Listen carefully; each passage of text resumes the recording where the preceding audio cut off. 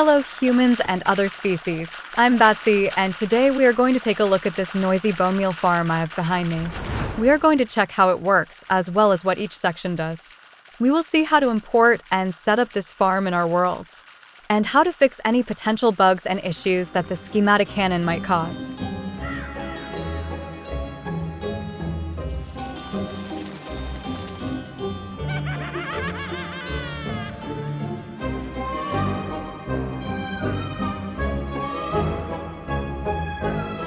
This farm consists of 3 different segments that work in a loop to produce the bone meal.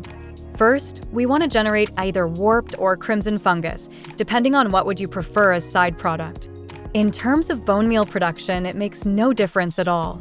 Said fungus gets transported into the tree farming area, where it will get planted and shortly after harvested too.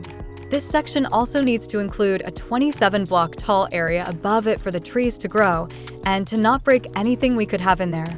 This is going to provide us with insane amounts of wood, which I'm personally burning into lava. But we also getting tons of side products, and the most important one of them all, we are getting all of the leaves. And those can obviously be composted too. Nether trees are the only ones that also harvest the leaves when using Create. And that's very important, because we are going to take all of these products and move them into the last area, where a big composter setup awaits to process it all into bone meal. Some of it will move back to produce more fungus, while another portion will be used to grow even more trees. But the remaining bone meal will result in an astonishing 60,000 per hour. That might sound like there is a lot going on, but let me show you how simple each section actually is. This redstone turns on and off the entire farm by flicking on the lever at the very left. The redstone lamp is there to signal that the farm is active. The first redstone link is a continuous pulse that enables the minecart that will harvest all of the nether trees. After that, there is a latch to convert the constant signal into a repeating pulse. We take said repeating pulse with the second redstone link that powers all of the dispensers to grow the trees as fast as we possibly can, while the last link goes to the output of the minecart to ensure it doesn't waste a second.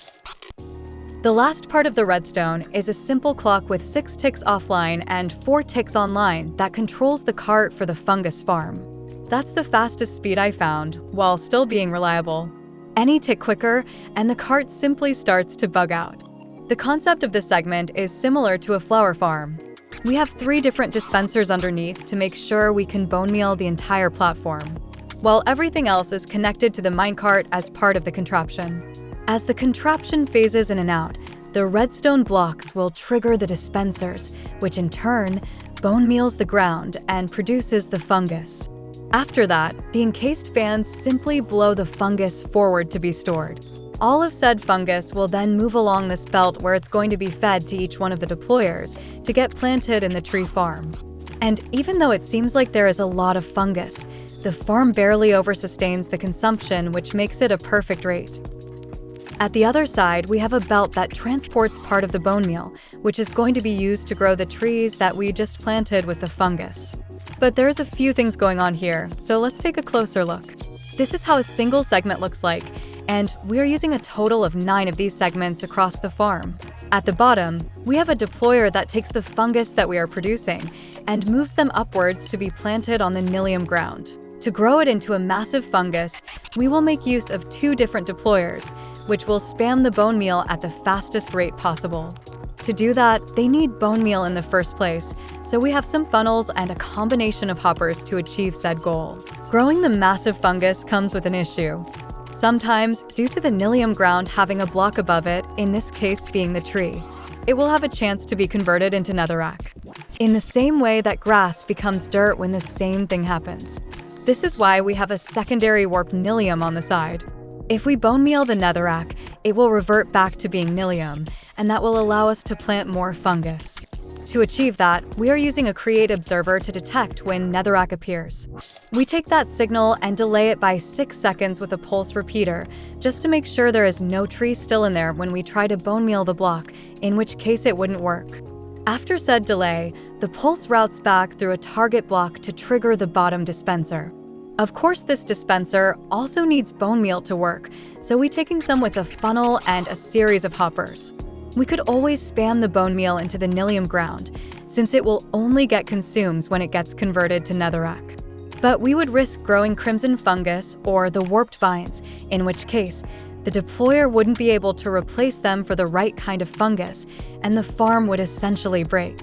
All of those harvested trees need to go somewhere, and that's why we have this little circuit at the top. To ensure that the cycles are as fast as we can, we are using the portable storage interface on an angle that by itself reduces the connection time significantly.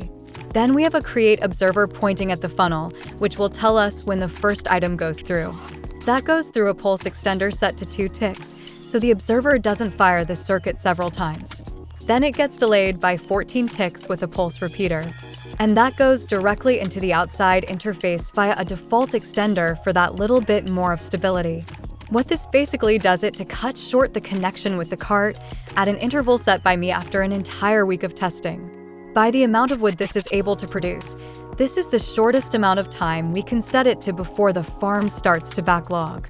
Sometimes it still leaves more items inside the cart than it can move, but it eventually balances out and removes the excess during the less productive cycles.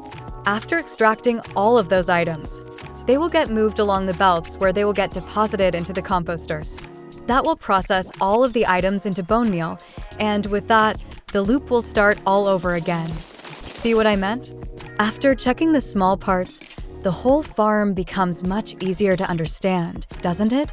But you are here because you likely wanted this farm in your world, so let's go check out how can we import and set up this farm.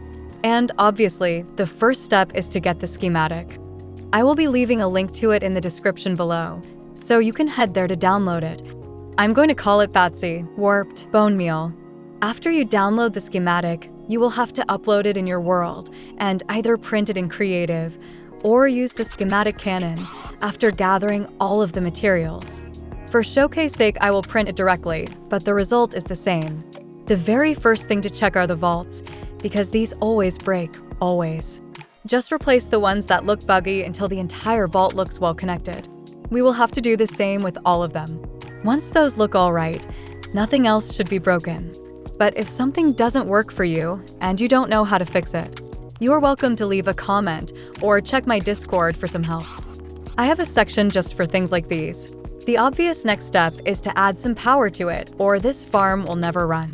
You should connect it to either side of the speed controller and nowhere else. This is to ensure that everything is running at the right directions.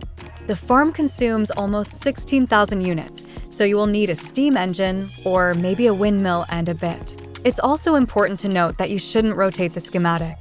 Gearboxes are dependent on their alignment, and that's guaranteed to mess up if we rotate the schematic.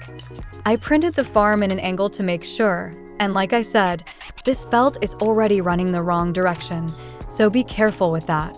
If you need to rotate it for whatever reason, then just fiddle around the belts till they move in the right way. Now that the schematic shouldn't have any more bugs, it's time to set up the farm. It uses bone meal to produce more bone meal, so we will need to add an initial amount to get it going. First, we want to fill up the fungus farm. With no fungus, nothing is going to work. The first sapling should come this way, so I'm going to fill up a few of this dispensers too. For now, I'm adding some bone meal to 2 of them, see how well that does. And in theory, this should be ready to start going. So let's flick the lever and see what happens. Yeah, this happens to me with schematics sometimes. We might have to update the state of the cart. Or maybe not. Why is the clock broken now? Oh, hold on. This extender isn't working properly. What on earth? Oh well, if this happens to you, just leave the extender at 4 ticks or something. Any amount that prevents it from being active. What a weird thing to happen. But anyway, the first 2 seem to be working fine, and that should start making some bone meal for us. This is the first section where the bone meal goes, but there are no fungus here yet. It's better if we just take the bone meal and move it to the other side for now.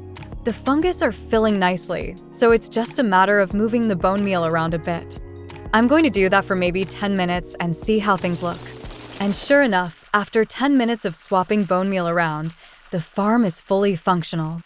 I also had to dump a bit of bone meal at the fungus area. It's the last one to receive the bone meal, so it started to run low before any reached here. But there you have it.